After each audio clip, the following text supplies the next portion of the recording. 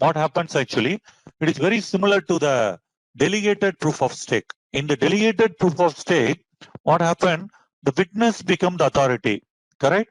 But here, rather than going with the stake and then stake nominate the witness, right? The straightaway validators are being appointed, right? So we should be, we have a stake and then they have the transaction fees, and then the transaction fees is getting adjusted between the witness and the stake people.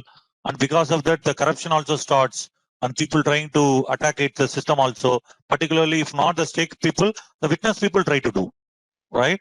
And that created the more problem. Now here we have the validator differently appointed straight away by the system that got introduced in 2017. This is very good applicability. This particular consensus mechanism is applicable in a complete private blockchain because the private people can appoint the validators, right? So here the identity is verifiable and it is very public. Whereas in the previous mechanism, right, proof of stake or delegated proof of stake, we will not know who is the stake and who is the witness. But here the validators are very known to everybody and their ID is completely verified.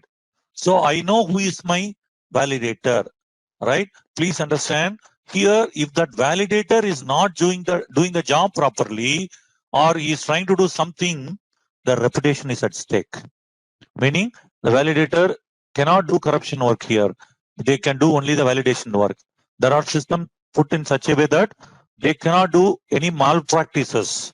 If they do the malpractices, then they will be immediately get caught. That is how the system is written. So their reputation is at stake. The validators' reputation at stake, as well as the proof of authority is, right?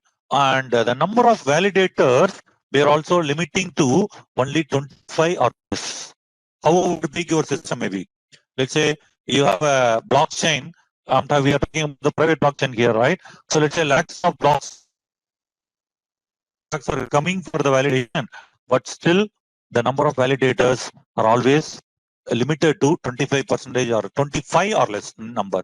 Why 25 or less? Actually, if you have a lot of validators, again it also leads to the corruption, right? They may indulge in the malpractices.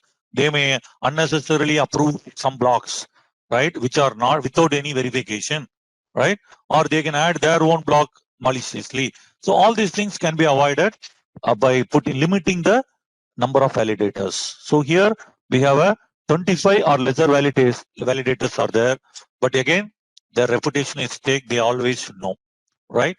Very important thing is re-verification not done once it is approved. Because of the time crunch, what you do, if the validator say this person is the right person, this block is the right block, right away go and add it to the blocks. We will not do the re-verification once it is approved, because the consensus mechanism, proof of authority, completely dependent on the authority. It's similar to the police, right? If the police say that he is not a thief, he is not a thief. If the police say that person is a thief, that person is a thief. Similar way here, the validator says that, right? And this block is the right block, and that's it. No, that is he is the final authority, and re-verification usually not done once it is approved. Even if one validator is approved it, that is getting approved.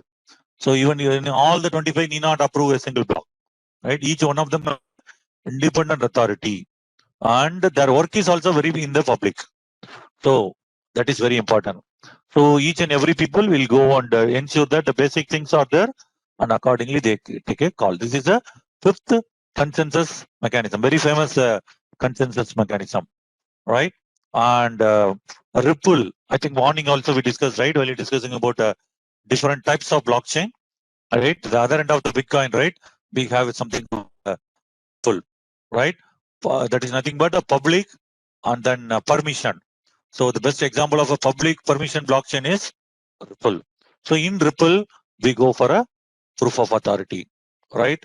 So private also we use, particularly the private also we use this proof of authority mechanism, because you are being allowed to verify somebody, verify the blocks,